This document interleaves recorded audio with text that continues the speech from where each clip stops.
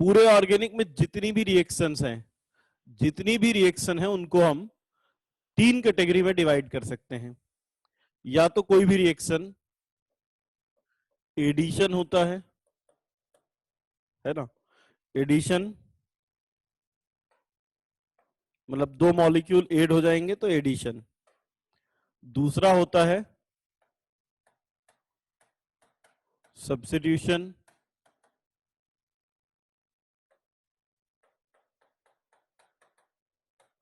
तीसरा एलिमिनेशन, और एक और होती है रीअरेंजमेंट। एलिमिनेशन और एक रीअरेंजमेंट।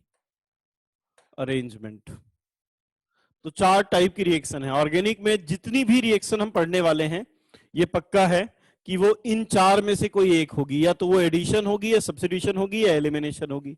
एडिशन का मतलब क्या है, कहीं पर भी कोई 2 मॉलिक्यूल, जैसे मान लो एक है CH2 डबल बॉन्ड CH2 है ना, डबल बॉन्ड, इस पे आके कुछ भी X और Y आकर के ऐड हो जाए तो इसको हम कहेंगे एडिशन। ठीक है, तो एक रिएक्शन हो सकती है एडिशन, दूसरी हो सकती है सब्स्टिट्यूशन। अब देखिए सब्स्टिट्यूशन में क्या होता है, सब्स्टिट्यूशन में क्या होता है, कोई भी मॉलिक्यूल है जैसे CH3Cl है और CH3Cl की रिएक्शन करें, OH नेगेटिव से ये अटैक करे, Cl नेगेटिव निकल जाए, मतलब पहले से एक ग्रुप जुड़ा हुआ है, उसकी जगह एक नया ग्रुप आ जाए। CH3Cl था, OH रिएक्ट किया और ये बन गया CH3OH, Cl निकल गया। तो जब किसी एक ग्रुप की जगह दूसरा ग्रुप आ जाएगा तो उसको कहेंगे सब्स्टिट्यूशन। और एक हो सकता है एलिमिनेशन। एलिमिनेशन में क्या होता है, जैसे CH2H CH2Cl, कोई मॉलिक्यूल है उससे 2 ग्रुप निकल जाए तो ये हो गया एलिमिनेशन। फिर से देखिए, डबल बॉन्ड है उस पर कुछ भी आके ऐड हो जाए तो एडिशन, पहले से एक ग्रुप लगा था उसकी जगह नया ग्रुप आ गया तो सब्स्टिट्यूशन, और एक मॉलिक्यूल से 2 ग्रुप निकल जाए तो एलिमिनेशन।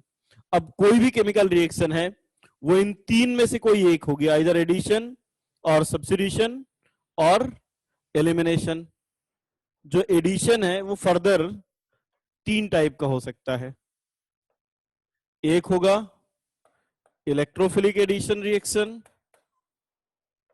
एक होगा न्यूक्लियोफिलिक एडिशन रिएक्शन, और एक होगा free radical addition reaction. Right, substitution जो है वो भी 3 टाइप का, एक इलेक्ट्रोफिलिक सब्स्टिट्यूट, एक हो जाएगा free radical, electrophilic addition, nucleophilic addition, free radical addition reaction.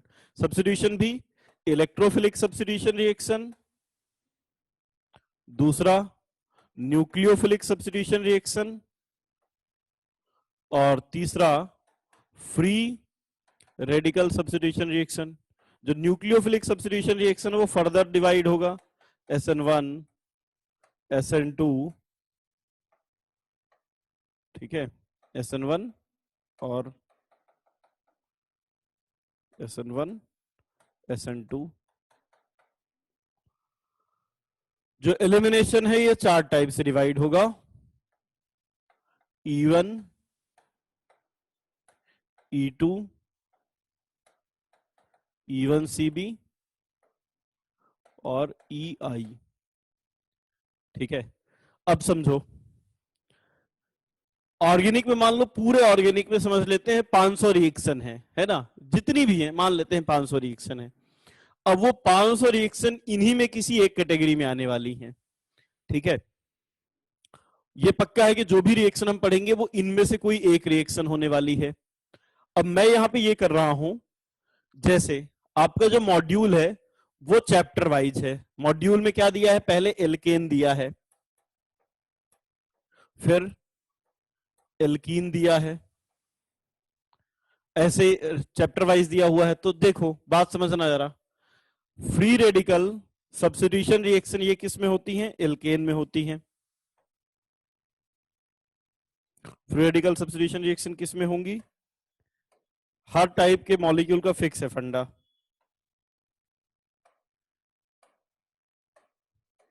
Free radical substitution reaction ये एल्केन में होगी, और मॉड्यूल में पहला चैप्टर क्या दिया है? एल्केन। तो मैं पहले आपको फ्री रेडिकल सब्स्टिट्यूशन रिएक्शन पढ़ाऊंगा, तो जैसे ही मैं फ्री रेडिकल सब्स्टिट्यूशन रिएक्शन पढ़ाकर फ्री होऊंगा तो वैसे ही आपको समझ में आ जाएगा कि अब मुझे एल्केन पढ़ना है। ठीक है, आगे कैसे हमारी स्ट्रेटेजी क्या होने वाली है, हम किस तरह से पढ़ने वाले हैं। पहले मैं आपको सबसे पहले फ्री रेडिकल सब्स्टिट्यूशन रिएक्शन पढ़ाऊंगा, तो पूरा एल्केन चैप्टर इसमें कवर हो जाएगा। फिर मैं दूसरे नंबर पे आपको इलेक्ट्रोफिलिक एडिशन रिएक्शन पढ़ाऊंगा। जैसे मैं इलेक्ट्रोफिलिक एडिशन रिएक्शन पढ़ाऊंगा आपका एल्कीन कवर हो जाएगा, एल्कीन कवर हो जाएगा। तो फिर दूसरे नंबर पे आपको एल्कीन के क्वेश्चन करने हैं। ठीक है, अब देखिए तीसरे नंबर पे मैं आपको एल्काइल हैलाइड पढ़ाऊंगा, और जब मैं आपको एल्काइल हैलाइड पढ़ाऊंगा, ठीक है, तब आपका SN, जब मैं आपको SN1 SN2 पढ़ाऊंगा तो SN1 SN2 में पूरा एल्काइल हैलाइड चैप्टर कन्वर्ट हो जाएगा, कवर हो जाएगा। फिर मैं आपको पढ़ाऊंगा एल्कोहल,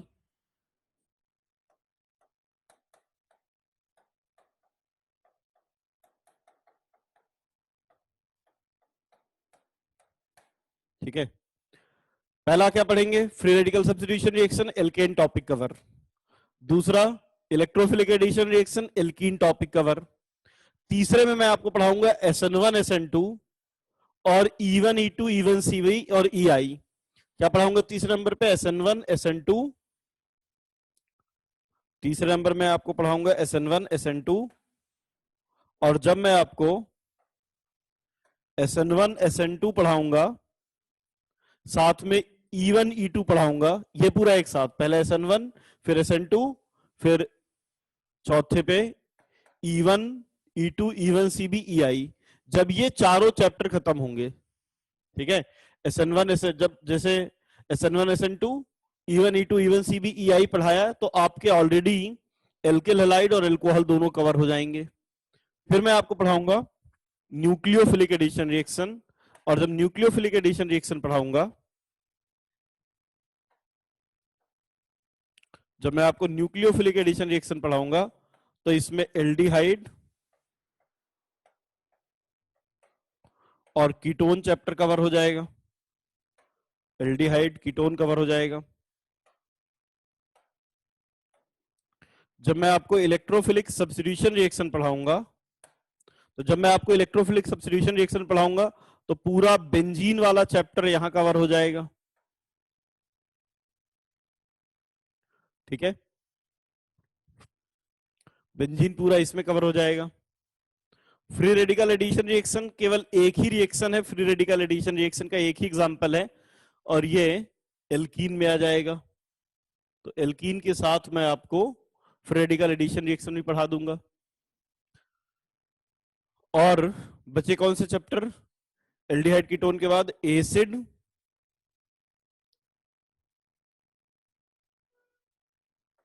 सब्स्टिट्यूशन में एक और रिएक्शन पढ़ाएंगे हम, SN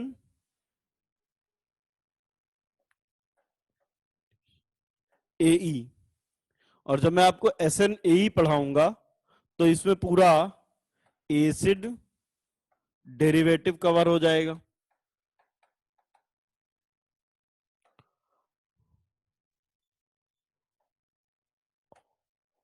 और जब मैं आपको लास्ट में रीअरेंजमेंट पढ़ा रहा हूंगा तो इसमें अमीन कवर हो जाएगा। रीअरेंजमेंट जब पढ़ेंगे तो इसमें पूरा अमीन वाला चैप्टर कवर हो जाएगा। डाल दीजिए heading FRSR, free radical substitution reaction. ठीक है, चलिए फ्री रेडिकल सब्स्टिट्यूशन रिएक्शन लिखिए। First point, free radical substitution reaction is fundamental property of free radical substitution reaction is fundamental property of alkane, fundamental property of alkane इसी तरीके से react करता है, free radical substitution reaction show करता है। अगर हमारे पास CH4 है एल्केन, इसकी रिएक्शन क्लोरीन से करें तो क्या होता है कि यहां पे ये बन जाता है CH3Cl में प्लस HCl में। अब जरा देखिए क्या हुआ है, यहां पे CH4 में हाइड्रोजन था, क्लोरीन ने हाइड्रोजन को रिप्लेस किया और हाइड्रोजन की जगह क्लोरीन लग गया। तो यहां पे क्या हुआ है, एक की जगह दूसरा एटम आया है, तो ये रिएक्शन कैसी हुई, तो ये रिएक्शन हो गई सब्स्टिट्यूशन रिएक्शन। जब भी किसी एक एटम की जगह दूसरा एटम आ जाता है तो उसको हम सब्स्टिट्यूशन कहते हैं। और सब्स्टिट्यूशन करने वाला कौन है, तो जब हम मैकेनिज्म देखेंगे तो हमें पता चलेगा कि यहाँ पे सब्स्टिट्यूशन करने वाला एक रेडिकल था, इसलिए रिएक्शन की मैकेनिज्म है फ्री रेडिकल सब्स्टिट्यूशन रिएक्शन। देखिए रिएक्शन होती कैसे है, तो ये एक चेन रिएक्शन है। अब चेन रिएक्शन क्या होती है, चेन रिएक्शन वो है जो वेरियस स्टेप्स में होती है, और इस चेन रिएक्शन का पहला स्टेप है चेन इनिशिएशन।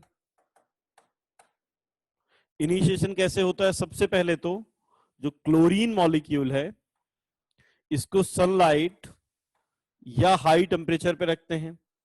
तो सनलाइट और हाई टेम्परेचर पे रखने पर इस बॉन्ड को ब्रेक करने के लिए जितनी एनर्जी चाहिए उतनी एनर्जी मिल जाती है, और जब एनर्जी मिलती है तो ये बॉन्ड टूट जाता है, और बॉन्ड टूट के क्या बन जाएगा, Cl free radical.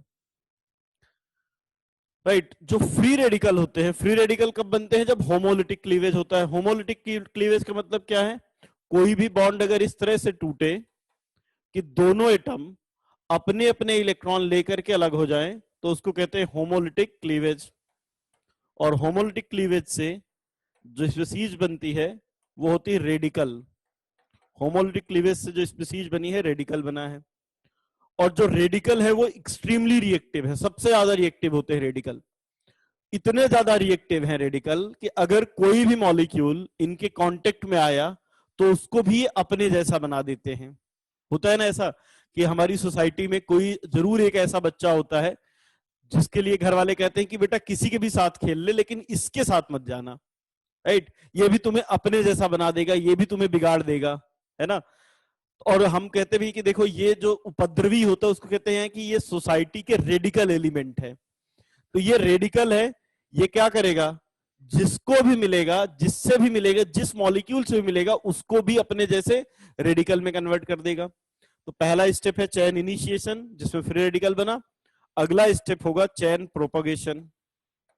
Chain propagation, और चेन प्रोपगेशन में क्या होगा, एक रेडिकल दूसरे न्यूट्रल मॉलिक्यूल को भी अपने जैसे रेडिकल बना देगा। जैसे न्यूट्रल मॉलिक्यूल था CH4 CH3H, Cl रेडिकल इससे मिला और इसके भी बॉन्ड को तोड़ देगा, बॉन्ड तोड़ दिया, और बॉन्ड तोड़ के क्या बना दिया इसको, CH3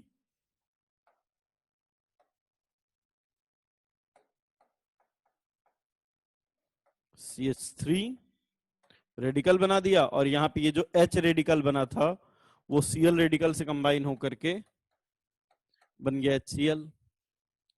जब मैंने ऐसा बनाया तो कुछ लोगों ने कहा कि सर एक पॉसिबिलिटी और है, ऐसा भी तो हो सकता था कि ये इस तरह से कंबाइन हो, इस तरह से टूटे, Cl रेडिकल बॉन्ड को तोड़े कि हाइड्रोजन के साथ ना कंबाइन होकर के Cl CH3 के साथ कंबाइन हो जाए और CH3Cl बन जाए और H रेडिकल बन जाए। भाई दोनों पॉसिबिलिटी है ना, पर इन दोनों में से केवल एक ही रिएक्शन होती है, दूसरी वाली रिएक्शन नहीं होती है, राइट।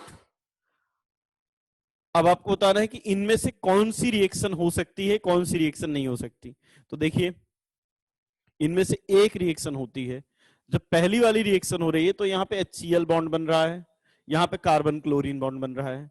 हाइड्रोजन का साइज छोटा है, ठीक है, हाइड्रोजन का साइज छोटा है, तो जब हाइड्रोजन का साइज छोटा है तो यहां पर बॉन्ड बनने में ज्यादा एनर्जी निकलेगी, ये रिएक्शन मोर एक्सोथर्मिक है, और यहां पे कम निकलेगी तो ये लेस एक्सोथर्मिक है। अब ध्यान रखिएगा, अगर कभी दो रिएक्शन पॉसिबल हैं, एक में ज्यादा एनर्जी निकल रही, दूसरे में कम एनर्जी निकल रही, तो रिएक्शन होगी वही जिसमें से ज्यादा एनर्जी निकल रही थी। तो फिर ये वाली रिएक्शन नहीं होती है लेस एक्सोथर्मिक वाली, ये रिएक्शन होती है। अब एक ऐसा टाइम आएगा जब रिएक्शन में सिर्फ रेडिकल ही रेडिकल होंगे, CH3Cl, ये CH3 रेडिकल बन गया HCl, और ये जो नया CH3 रेडिकल बना, ये नया CH3 रेडिकल जो बना है, ये नया CH3 रेडिकल अब क्या करेगा, ये भी एक रेडिकल है। अब ये जो क्लोरीन, कुछ ऐसे भी क्लोरीन रहे होंगे जो सनलाइट के प्रेजेंस में टूट के रेडिकल बना लिए होंगे। पहले तो सनलाइट की जरूरत थी, अब सनलाइट की भी जरूरत नहीं है। अब ये जो नया CH3 रेडिकल बना है, यही इसको तोड़ देगा इस तरह से। तो ये तोड़ेगा तो ये बन जाएगा CH3Cl प्लस Cl रेडिकल। मतलब क्या है, रिएक्शन को शुरू करने के लिए तो हमें लाइट की जरूरत थी। एक बार रिएक्शन शुरू हो गई तो अगर हम लाइट का सोर्स हटा भी लें तो भी रिएक्शन चलती जाएगी, क्योंकि पहली बार तो Cl बना था सनलाइट से, अगली बार अब Cl रेडिकल किससे बन जाएगा, CH3 जो रेडिकल बना था वही Cl2 को Cl रेडिकल बना देगा। अब यहां से जो नया Cl रेडिकल बना, ये फिर जाएगा दूसरे मेथेन के पास और उस मेथेन से रिएक्ट करके CH3 रेडिकल बनाएगा। ऐसी रिएक्शन चलती जाएगी। एक बार बस शुरू हो गई तो फिर रिएक्शन अपने आप चलती जाएगी। एक टाइम ऐसा आएगा जब जितने भी क्लोरीन थे वो Cl रेडिकल बन जाएंगे और जितने भी मेथेन थे वो CH3 रेडिकल बन जाएंगे। अब आएगा अगला स्टेप, चेन टर्मिनेशन। एक ऐसा टाइम जब रिएक्शन में सिर्फ रेडिकल ही रेडिकल है, तो अब क्या होगा, वो रेडिकल आपस में कंबाइन होने लगेंगे। जैसे CH3 रेडिकल Cl रेडिकल से कंबाइन हुआ तो बन जाएगा CH3Cl। हो सकता है दो Cl रेडिकल ही आपस में कंबाइन हो जाएं तो ये बन जाएगा Cl2। हो सकता है दो CH3 रेडिकल आपस में कंबाइन हो जाएं तो ये बन जाए CH3 एथेन बन जाए। ठीक है, तो बहुत सारे प्रोडक्ट बनने शुरू हो जाएंगे। अब देखो, इनिशिएशन का मतलब ये था कि न्यूट्रल मॉलिक्यूल से रेडिकल का बनना, ये इनिशिएशन है। प्रोपगेशन का है एक रेडिकल से दूसरा नया रेडिकल बनना, यह है प्रोपगेशन। इनिशिएशन में प्रोडक्ट में रेडिकल है, रिएक्टेंट में रेडिकल नहीं है। प्रोपगेशन में रिएक्टेंट में भी रेडिकल है, प्रोडक्ट में भी रेडिकल है, क्योंकि एक रेडिकल दूसरे को रेडिकल में कन्वर्ट कर रहा है, प्रोपगेट कर रहा है।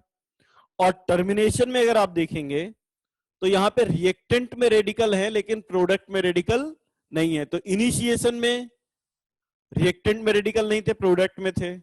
प्रोपगेशन में रिएक्टेंट और प्रोडक्ट दोनों में रेडिकल है। और टर्मिनेशन में रेडिकल आपस में कंबाइन हो रहे हैं, तो रिएक्टेंट में रेडिकल है लेकिन प्रोडक्ट में रेडिकल नहीं है। अब देखिए, किसी भी रिएक्शन का जो सबसे स्लो स्टेप होता है वो रेडिटर्मिनिंग स्टेप होता है। जैसे यहाँ पे बहुत सारे स्टेप है, लेकिन इनमें से जैसे ये एक स्टेप हो गया, इनिशिएशन में, प्रोपगेशन में 2 हो गए, टर्मिनेशन में भी है, तो सबसे जो स्लो होगा वो रेडिटर्मिनिंग स्टेप होगा। ठीक है, जैसे यहां पे ये वाला सबसे स्लोएस्ट है, तो अगर ये स्लोएस्ट है तो ये रेडिटर्मिनिंग स्टेप है।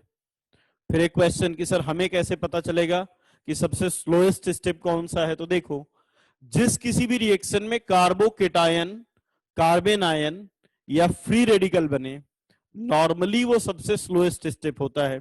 जैसे यहां पे कार्बन फ्री रेडिकल बन रहा है तो सबसे स्लोएस्ट स्टेप यही होगा। ठीक है, जैसे मान लो एक क्लासरूम है, उसके अंदर 20 बच्चे बैठे हैं, सब लिख रहे हैं।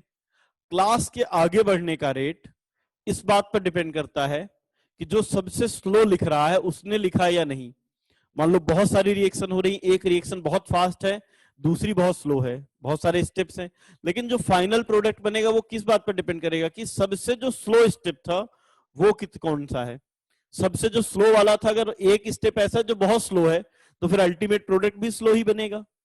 इसलिए रेट ऑफ रिएक्शन हमेशा किस बात पर डिपेंड करता है, स्लोएस्ट से। फिर आप कहेंगे सर हमें कैसे पता चले कि कौन सी रिएक्शन में स्लोएस्ट कौन सा है, तो नॉर्मली ऐसा होता है कि जिसमें केटायन, एनायन या फ्री रेडिकल बनते हैं वो सबसे स्लोएस्ट है। तो यहाँ पे कार्बन फ्री रेडिकल बन रहा है, ये स्लोएस्ट है, तो ये रेडिटर्मिनिंग स्टेप होगा। ठीक है, अब देखिए, किसी भी रिएक्शन का रेट जो है, रेट ऑफ रिएक्शन डिपेंड करता है दो चीजों पर। एक तो स्टेबिलिटी ऑफ इंटरमीडिएट पर, इंटरमीडिएट जितना ज्यादा स्टेबल बनेगा रिएक्शन उतनी फास्ट होगी। दूसरा, रेट ऑफ रिएक्शन डिपेंड करता है nature and concentration of reactant involve in RDS. कोई भी रिएक्शन कितनी फास्ट होगी और कितनी स्लो होगी ये कौन डिसाइड करेगा? जो रेट डिटर्मिनिंग स्टेप में रिएक्टेंट इन्वॉल्व है वो। रिएक्शन का रेट कौन डिसाइड करेगा? CH3 मेथेन और Cl रेडिकल। अरे बात समझ में? कभी भी कोई भी रिएक्शन हो, ये सब रिएक्शन के लिए कॉमन होने वाला है। जितनी भी रिएक्शन हम पढ़ेंगे हमेशा हम देखेंगे कि rate of reaction stability of intermediate पर डिपेंड करेगा। आपसे पूछा जाए कौन सी रिएक्शन फास्ट है, सीधा आप कहिए कि जहां पे इंटरमीडिएट ज्यादा स्टेबल है। किस पर डिपेंड करेगा? तो जो भी रिएक्टेंट रेट डिटर्मिनिंग स्टेप में इन्वॉल्व है उनके नेचर पर और उनके कंसंट्रेशन पर। अगर आप उनका नेचर बदल देंगे तो भी रिएक्शन चेंज हो जाएगी, अगर आपने उनकी कंसंट्रेशन चेंज किया तो भी रेट ऑफ रिएक्शन चेंज होगा।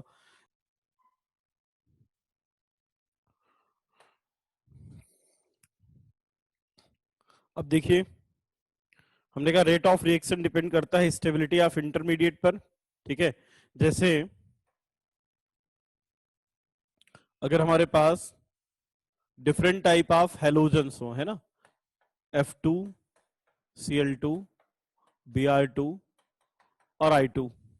अब अगर हम रेट डिटर्मिनिंग स्टेप देखें तो ये है रेट डिटर्मिनिंग स्टेप और इसमें Cl इन्वॉल्व है। तो अगर Cl ज्यादा रिएक्टिव होगा तो रिएक्शन भी फास्ट होगी। ठीक है, Cl रिएक्टेंट में है, Cl ज्यादा रिएक्टिव, अगर Cl ज्यादा रिएक्टिव होगा तो रिएक्शन फास्ट होगी। अब फ्लोरीन के केस में रेडिकल बनेगा F रेडिकल, क्लोरीन के केस में बनेगा Cl, ब्रोमीन के केस में बनेगा Br और I के केस में बनेगा I रेडिकल। इन सभी में अगर देखा जाए तो ये सभी इलेक्ट्रॉन डिफिशिएंट हैं, फ्लोरीन भी, क्लोरीन भी, ब्रोमीन भी और आयोडीन भी। फ्लोरीन मोस्ट इलेक्ट्रोनेगेटिव है, तो फ्लोरीन की इलेक्ट्रॉन लेने की टेंडेंसी सबसे ज्यादा होगी।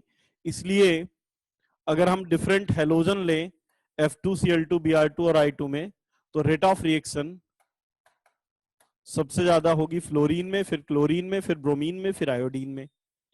ठीक है, तो अगर हैलोजन चेंज करें तो रेट ऑफ रिएक्शन चेंज होगा। क्यों? यहां पे देखिए मैंने एक पॉइंट लिखा है, rate of reaction nature and concentration of reactant involve in RDS, और ये हैलोजन आरडीएस में इन्वॉल्व है। तो अगर हम हैलोजन चेंज करेंगे तो रिएक्शन का रेट भी चेंज हो जाएगा। जैसे मैंने हैलोजन क्लोरीन की जगह फ्लोरीन लिया तो रिएक्शन ज्यादा फास्ट होगी, फिर क्लोरीन, फिर ब्रोमीन, फिर आयोडीन। इसी तरह से अगर हम नेचर ऑफ एल्केन चेंज करें, नेचर ऑफ एल्केन चेंज करें तो भी रिएक्शन फास्ट, तो भी रिएक्शन चेंज होगी। जैसे अगर हमारे पास टर्सरी रेडिकल कहीं पर बन रहा है, कोई ऐसी रिएक्शन जहां पे टर्सरी बन रहा है, फिर कोई रिएक्शन है जिसपे सेकेंडरी बन रहा है, फिर 1 डिग्री बन रहा है और फिर 0 डिग्री, तो रिएक्शन वहां पर ज्यादा फास्ट होगी जहां पर इंटरमीडिएट ज्यादा स्टेबल होगा। अब देखिए, जो फ्री रेडिकल है, इलेक्ट्रॉन डिफिशिएंट है, इनका बिहेवियर केटायन जैसा है। यहाँ पर तीन डोनेटिंग ग्रुप लगे हैं, यहाँ पे 2 डोनेटिंग ग्रुप लगे हैं, यहाँ पे एक ही है और यहाँ पे एक भी नहीं है। तो जितने ज्यादा डोनेटिंग ग्रुप होंगे, स्टेबिलिटी ऑफ इंटरमीडिएट अगर देखें तो स्टेबिलिटी ऑफ इंटरमीडिएट में सबसे ज्यादा स्टेबल इंटरमीडिएट ये है, तो रिएक्शन सबसे ज्यादा फास्ट होगी, फिर यहाँ पे, और ये सबसे कम। अब देखिए बुलेट पॉइंट्स के फॉर्म में थ्योरी लिखते जाइए। फ्लोरीन के केस में क्या है, फ्लोरीन इतना रिएक्टिव होता है, जैसे अभी हमने रिएक्टिविटी देखी तो सबसे ज्यादा किसकी रिएक्टिविटी है? फ्लोरीन की। तो फ्लोरीन की रिएक्शन जब एल्केन के साथ कराते हैं तो इतना ज्यादा रिएक्टिव है फ्लोरीन ठीक है, कि वहां पे रिएक्शन में एक दो चीजें हैं। जब फ्लोरीन रिएक्ट करता है CH4 से तो ये बन जाएगा कार्बन ब्लैक प्लस HF। ठीक है, अब देखो फ्लोरीन के बनने में क्या है, फ्लोरीन फ्लोरीन बॉन्ड वीक है, और जब कार्बन के साथ और जब HF बॉन्ड बनेगा, ठीक है, तो HF बॉन्ड बनेगा तो क्या होगा, बहुत huge amount of energy release होगी। ठीक है, जब हेलोजेंस में हम फ्लोरीन लेंगे तो huge amount of energy release होगी। क्यों? तो एक तो फ्लोरीन को तोड़ने के लिए कम एनर्जी चाहिए, दूसरा जब HF बॉन्ड बनेगा तो ज्यादा एनर्जी रिलीज होगी। तो फ्लोरीन वाली रिएक्शन इतनी फास्ट है और इतनी एक्सोथर्मिक है, फास्ट भी ज्यादा है और एक्सोथर्मिक भी है। समझ रहे हो? कोई ऐसी रिएक्शन है जिसमें बहुत सारी हीट निकलती है लेकिन टाइम बहुत लग रहा है, then it can be controlled. कोई ऐसी रिएक्शन है कि जो बहुत फास्ट हो रही है लेकिन बहुत कम हीट निकलती है, वो भी कंट्रोल किया जा सकता है। लेकिन आप समझिए कोई ऐसी रिएक्शन है जो फास्ट भी बहुत हो रही है और उसमें हीट भी ज्यादा हो रही है, निकल रही है, तो वो रिएक्शन क्या हो जाएगी, एक्सोथर्मिक। इतनी एक्सोथर्मिक होगी कि इट में कॉज एक्सप्लोजन। इसीलिए एल्केन का जब हम फ्लोरिनेशन करते हैं तो ये रिएक्शन एक्सप्लोसिव हो जाती है। तो fluorination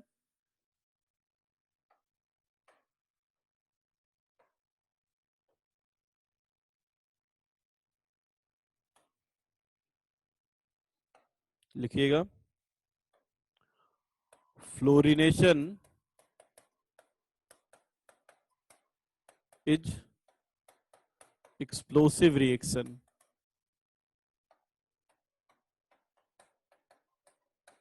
It is highly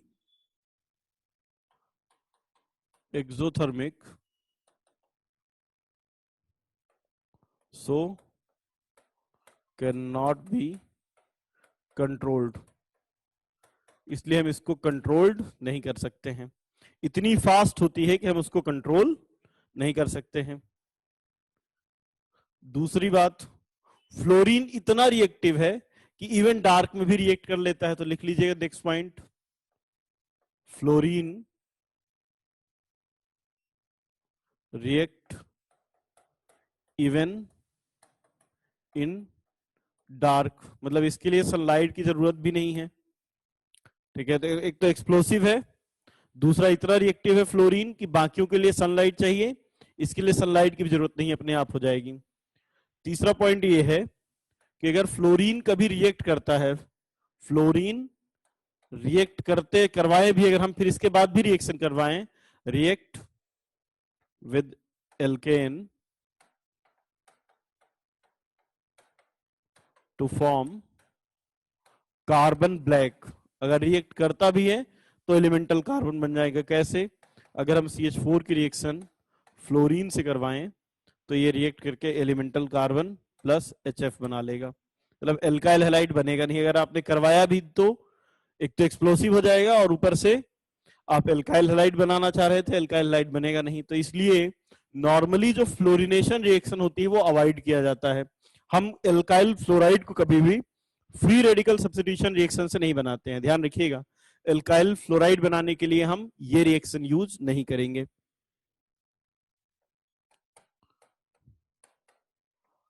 chlorination and bromination are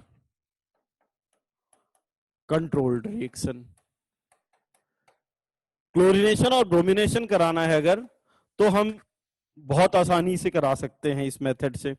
मतलब हेलोजनेशन से हम क्या बना सकते हैं, एल्काइल क्लोराइड और एल्काइल ब्रोमाइड। जैसे मान लो CH4 है, इसकी रिएक्शन आप क्लोरीन से करोगे तो ये बन जाएगा CH3Cl। अब अगर हम फर्दर रिएक्शन करा दें तो फिर ये रिएक्ट करके CH2Cl2 भी बन जाएगा, एक और हाइड्रोजन रिप्लेस हो गया, एक और क्लोरीन आ गया। फर्दर और ज्यादा क्लोरीन ले लें तो ये CH3Cl जो है ये कन्वर्ट हो जाएगा क्लोरोफॉर्म में CHCl3। और ज्यादा ले लें क्लोरीन तो ये बन जाएगा फाइनली सारे के सारे HCl रिमूव हो जाएंगे, सारे के सारे हाइड्रोजन रिमूव हो जाएंगे और ये CCl4 बन जाएगा। और इसीलिए अगर हमें एल्काइल क्लोराइड लेन बनाना होता है, ठीक है, तो हम मेथेन को एक्सेस में लेते हैं, मेथेन एक्सेस में लेंगे तो CH3Cl बनेगा। लेकिन अगर हम क्लोरीन को एक्सेस में ले लेंगे, एक्सेस यहाँ पे एक्सेस का एक्सेस है, ये है ना, क्लोरीन को एक्सेस में ले लिया तो अब यहाँ पे CCl4 बनेगा। आप चाहते हैं कि नहीं सर मुझे तो CH3Cl बनाना था ना, तो मुझे मतलब अगर आप कहेंगे कि सर CH3Cl बनाना है तो आप मेथेन एक्सेस में ले लीजिए, और अगर आप कहेंगे सर हमें CCl4 बनाना है तो फिर क्लोरीन एक्सेस में ले लीजिए। डन।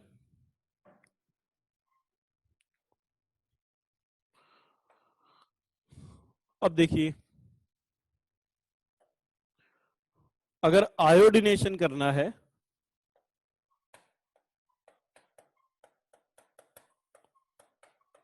तो आयोडिनेशन वाली जो रिएक्शन है, आयोडिनेशन रिएक्शन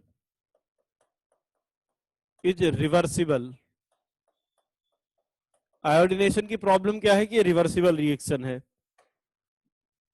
देखो CH4 की रिएक्शन अगर हम आयोडीन से करते हैं तो ये बन जाएगा CH3I और प्लस HI।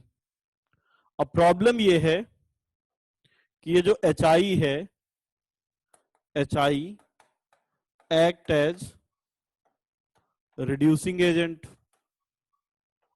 तो ये क्या करता है रिड्यूसिंग एजेंट, CH3I को दोबारा HI जो है CH3I और HI फिर से रिएक्ट कर लेते हैं और ये बन जाएगा CH4 CH3I HI reducing agent की तरह एक्ट करेगा, दोनों आपस में रिएक्ट करके क्या बना लेंगे फिर से CH4 और प्लस I2। ये CH3H से कंबाइन हो गया, आयोडीन इससे कंबाइन हो गया। तो ये रिएक्शन कैसी हो जाएगी कि CH4 I2 से रिएक्ट करके CH3I बनाएगा, HI बनाएगा, ये HI दोबारा CH3I को मेथेन में कन्वर्ट कर देगा, तो हमें प्रोडक्ट मिलेगा ही नहीं। तो यहां पे क्या करना पड़ता है, हमें रिएक्ट अगर हम चाहते हैं कि इथाइल आयोडाइड बनाएं या एल्काइल आयोडाइड बनाएं तो HI को कंप्लीटली रिमूव करना पड़ेगा। अगर HI को रिमूव नहीं करेंगे तो ये रिड्यूसिंग एजेंट मेथिल आयोडाइड को दोबारा रिड्यूस कर देगा। मतलब आपको रिड्यूसिंग एजेंट को हटाना है, और अगर रिड्यूसिंग एजेंट को हटाना है तो कोई ना कोई ऑक्सीडाइजिंग एजेंट डाल दीजिए। To remove reducing agent we add oxidising agent. ठीक है, क्या यूज कर लेंगे अब इस रिएक्शन में, HI के साथ HiO3 जो कि ऑक्सीडाइजिंग एजेंट है, ये डाल देते हैं। तो ये क्या करेगा, HI और HiO3 आपस में रिएक्ट करके आयोडीन और वाटर बना लेंगे। तो HI जब रिमूव हो गया तो अब फिर रिएक्शन फॉरवर्ड डायरेक्शन में होती चली जाएगी। जैसे CH4 है,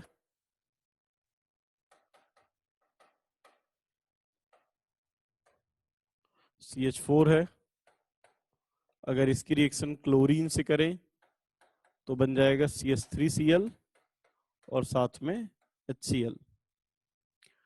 दूसरा देखिए, अगर CH3 है, इसकी रिएक्शन क्लोरीन से करें तो ये बन जाएगा CH3 CH2Cl plus HCl।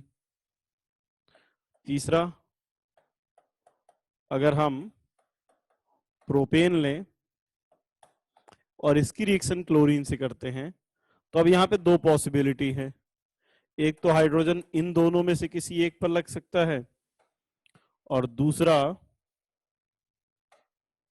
Hydrogen यहां पे लग सकता है। तो दो पॉसिबल प्रोडक्ट हैं। अब इनमें से कौन सा बनेगा, दोनों बनेंगे। एक तो ये CH3 CH2 CH2 Cl1 chloropropane और साथ में बन गया CH3 CH Cl CH3 2 chloropropane. तो अगर ये X है और ये y है, तो यहाँ पे एक क्वेश्चन पूछा जाता है कि ज्यादा कौन सा बनेगा, x वाला या y वाला। तो देखिए जो x वाला बना होगा ये 1 डिग्री रेडिकल है, ये 2 डिग्री रेडिकल है। ज्यादा स्टेबल रेडिकल कौन सा होता है, 1 डिग्री या 2 डिग्री? ज्यादा स्टेबल कौन सा है, 2 डिग्री। तो मेजर प्रोडक्ट कौन सा होना चाहिए, 2 डिग्री वाला या 1 डिग्री वाला, 2 डिग्री वाला। ठीक है, तो एक तो हम डायरेक्ट ट्रिक से निकाल सकते हैं कि जो ज्यादा स्टेबल रेडिकल बना है उससे बनेगा। दूसरा एक सिस्टमैटिक तरीका है, पहले मैं आपको सिस्टमैटिक तरीका बताता हूं। परसेंटेज ऑफ एक्स कितना बनेगा, तो देखिए अगर हमारे पास फ्लोरीन,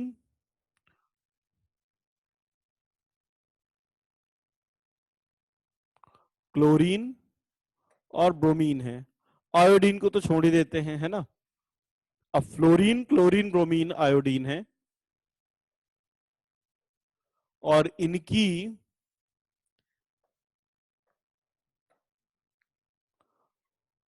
अगर रिएक्टिविटी देखी जाए तो फ्लोरीन, क्लोरीन और ब्रोमीन रेडिकल में आपको बताना है सबसे ज्यादा रिएक्टिव कौन है। फ्लोरीन, क्लोरीन और ब्रोमीन में सबसे ज्यादा रिएक्टिव कौन सा है, फ्लोरीन, क्लोरीन और ब्रोमीन में सबसे ज्यादा रिएक्टिव कौन सा है, जरा एक बार बताएं। फ्लोरीन। अब देखो जो जितना ज्यादा रिएक्टिव होता है ना उतना कम सेलेक्टिव होता है, जो ज्यादा रिएक्टिव है वो कम सेलेक्टिव है। कैसे, अगर फ्लोरीन बहुत ज्यादा रिएक्टिव है तो सेलेक्टिव कम है, वो 1 डिग्री और 2 डिग्री किसी के पास भी जा सकता है। 1 डिग्री के पास भी जा सकता है, वो 2 डिग्री के पास भी जा सकता है, और 3 डिग्री रेडिकल के पास भी जा सकता है। तीनों के पास जाने की जो पॉसिबिलिटी है वो इक्वल है।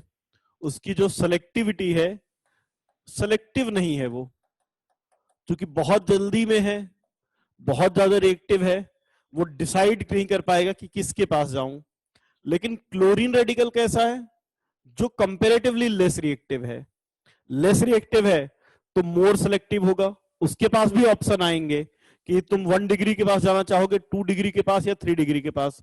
उसको ज्यादा जल्दीबाजी नहीं है, तो वो अगर 1 डिग्री के पास जाने की पॉसिबिलिटी 1 है तो उसकी 2 डिग्री के पास जाने की पॉसिबिलिटी 3.8 टाइम्स ज्यादा है, और 3 डिग्री के पास जाने की टेंडेंसी 5.2 टाइम्स ज्यादा है। मतलब वो ज्यादा सेलेक्टिव है क्योंकि वो रिएक्टिव कम है, उसको जल्दीबाजी नहीं है। उसको नहीं आज ही रेडिकल चाहिए जरूरी नहीं है, ठीक है, आराम से देखेंगे, जब बढ़िया रेडिकल मिलेगा उससे कंबाइन होंगे। बीआर रेडिकल ये तो एक्सट्रीमली सेलेक्टिव है, इसको बिल्कुल ही जल्दी नहीं है ना। इसको आराम से देखेगा कि अच्छा ये 1 डिग्री रेडिकल है, इसके पास जाने की टेंडेंसी अगर 1 है, तो जब बीआर आएगा 2 डिग्री रेडिकल आएगा तो इसके पास जाने की टेंडेंसी 1600 टाइम्स ज्यादा होगी। इसको जल्दीबाजी नहीं है ना, तो वो वेट करेगा कि मुझे अच्छा रेडिकल मिले तो ही कंबाइन होगा। और जो 3 डिग्री है, 3 डिग्री के साथ जाने की पॉसिबिलिटी और ज्यादा है, ठीक है ना। तो अगर आप ज्यादा रिएक्टिव हैं, समझिए आप ज्यादा रिएक्टिव हैं तो लेस सेलेक्टिव होंगे। अगर ज्यादा जल्दीबाजी है तो आपका सिलेक्शन गलत हो सकता है, ठीक है। अगर आप कुछ बढ़िया सेलेक्ट करना चाहते हैं तो वेट कीजिए, आपको एक बढ़िया रेडिकल मिलेगा। बात समझ रहे हैं। और ये लाइफ में भी अप्लीकेबल होता है ना। अगर आप वेट करेंगे तो आपको एक बढ़िया रेडिकल मिलेगा, जल्दीबाजी करोगे तो कोई सा भी रेडिकल मिल सकता है। अब ये जो सेलेक्टिविटी का प्रिंसिपल है ये काम कैसे करता है, देखो जैसे मान लो मेरे पास x है और y है। x जो है ये 1 डिग्री रेडिकल को यूज करके बना है, और y जो है ये 2 डिग्री रेडिकल को यूज करके बना है। कौन ज्यादा बनेगा, तो परसेंटेज ऑफ एक्स वाई कैसे निकाल सकते हैं, x कितना बनेगा, y कितना बनेगा। देखो x बताओ जरा किसको यूज करके बना है, 1 डिग्री रेडिकल के लिए। और 1 डिग्री रेडिकल 1 डिग्री हाइड्रोजन कितने हैं यहाँ पे, 3 और 3 6, मतलब 6 ऐसे हाइड्रोजन हैं, ठीक है। 6 ऐसे हाइड्रोजन हैं जिनको रिप्लेस करने पर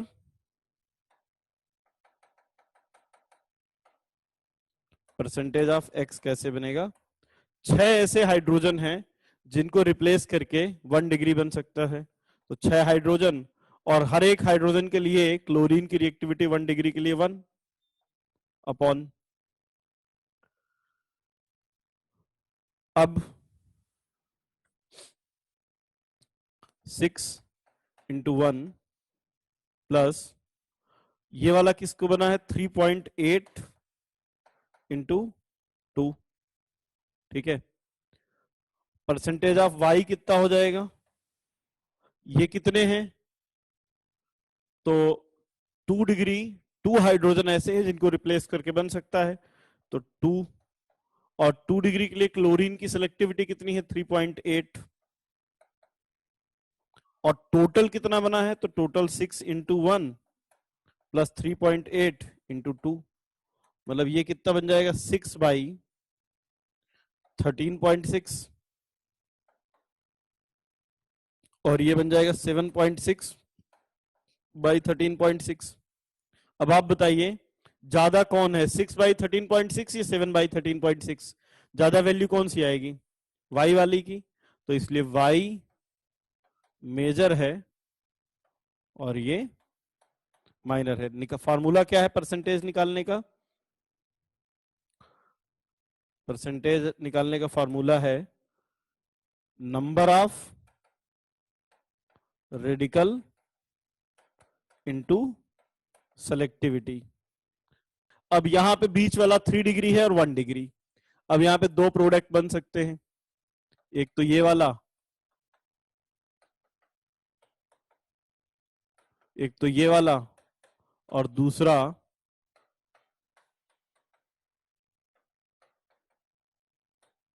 ये वाला, है ना। ये वाला बना 1 डिग्री वाला, और 2 डिग्री वाला, ये 3 डिग्री वाला, सॉरी, है ना, 3 डिग्री वाला। अब तुम तो अपने मन ही मन में ये मान के बैठे हो कि सर ने कहा था मोर स्टेबल रेडिकल वाला मेजर है, तो तुम्हें लगेगा कि यहाँ पे ये वाला प्रोडक्ट मेजर होना चाहिए था।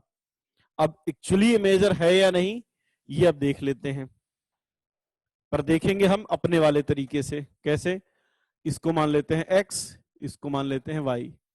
परसेंटेज ऑफ x देखो क्या हो जाएगा, कितने अल्फा हाइड्रोजन, कितने ऐसे हाइड्रोजन है जिनको रिप्लेस करने का फर्स्ट बनेगा, तो आपको 3 3 6 3 9 है, और एक हाइड्रोजन के लिए सिलेक्टिविटी 1, तो 9 × 1 अपॉन टोटल 9 × 1 प्लस, अब इसके ये कितने हैं 3 डिग्री 1 है, और 1 की सिलेक्टिविटी 5.2 × 1, तो ये कितना आ गया 19/14.2। परसेंटेज ऑफ y कितना आएगा 5.2 × 1,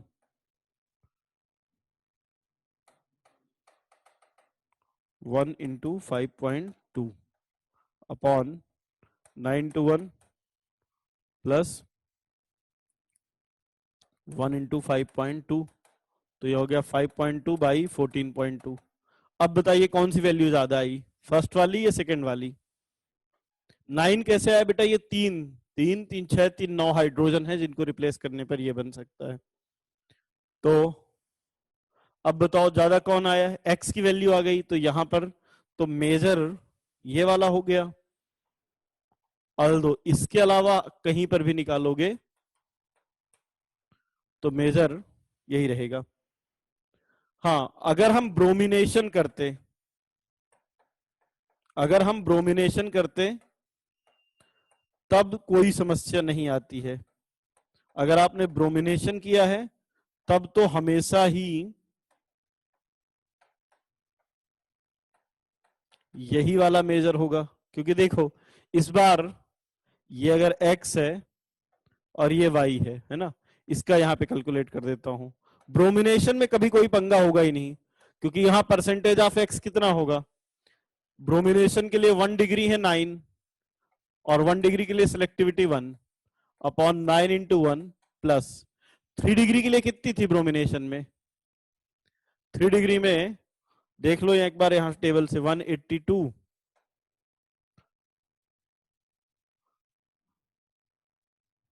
फिर एक मिनट इसको चेंज कर लेना थोड़ा सा, एक मिनट यहाँ पे एक गड़बड़ है।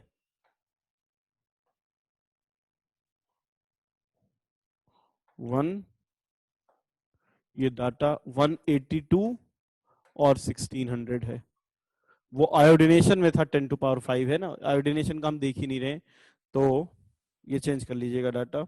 ब्रोमिनेशन के लिए 1, 9 इंटू 1 प्लस 3 डिग्री के लिए कितना है 1600, 182, 1600, 1600 इंटू 1, तो 9 अपॉन 1609, और जो परसेंटेज ऑफ वाई बनेगा वो कितना बन जाएगा 1600,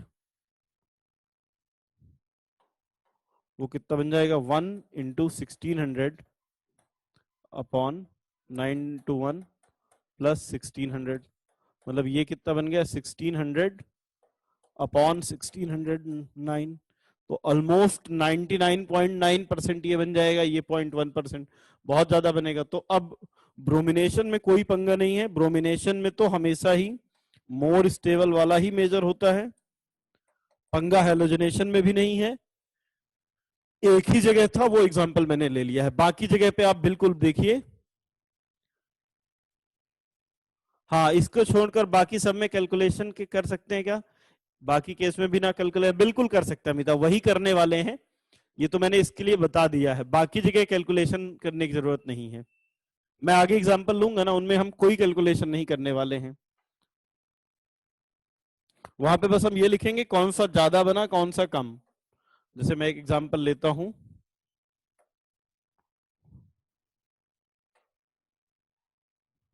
ये फर्स्ट था, सेकंड, ये थर्ड, ये फोर्थ, ये 5, 6 एग्जांपल।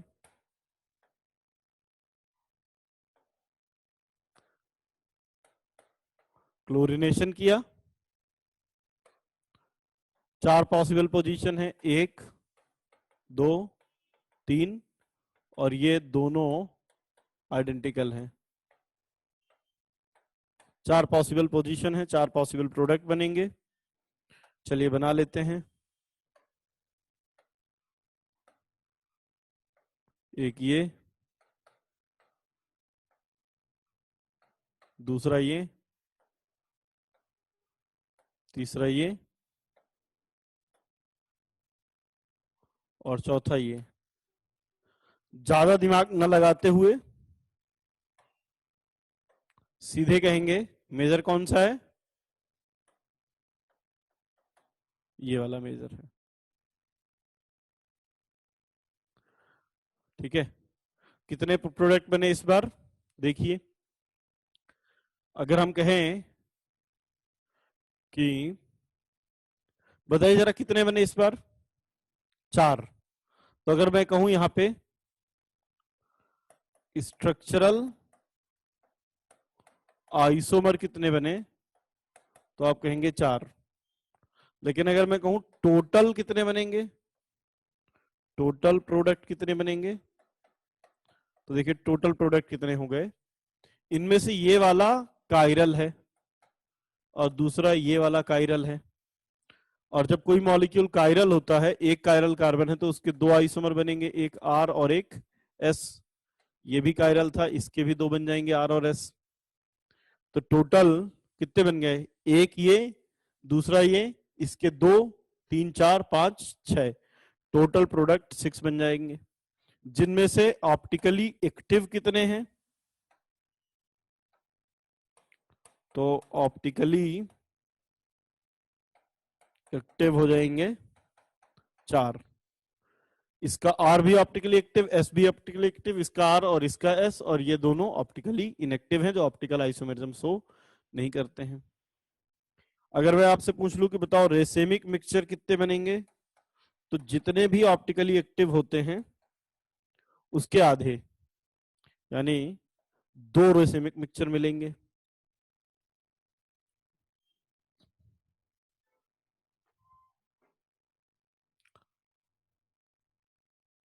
अगर मैं आपसे पूछूं कि अगर इसके प्रोडक्ट्स का फ्रैक्शनल डिस्टिलेशन किया जाए तो फ्रैक्शनल डिस्टिलेशन में कितने प्रोडक्ट मिलेंगे, तो देखो जो स्ट्रक्चरल आइसोमर हैं उनके सबके बॉइलिंग पॉइंट अलग होते हैं, लेकिन जो इनांसियोमर हैं उनके बॉइलिंग पॉइंट सेम होते हैं। तो इसके आर और एस को आप फ्रैक्शनल डिस्टिलेशन से सेपरेट नहीं कर सकते हो, तो फ्रैक्शनल डिस्टिलेशन में 4 ही मिलेंगे, क्योंकि ऑप्टिकल आइसोमर्स में जो इनांसियोमर होते हैं उनको हम फ्रैक्शनल डिस्टिलेशन से सेपरेट नहीं कर पाते। तो इसका R और इसका S को हम सेपरेट नहीं कर पाएंगे, इसके R और इसको S को सेपरेट नहीं कर पाएंगे, तो फ्रैक्शनल डिस्टिलेशन में 4 मिलेंगे हमारे पास।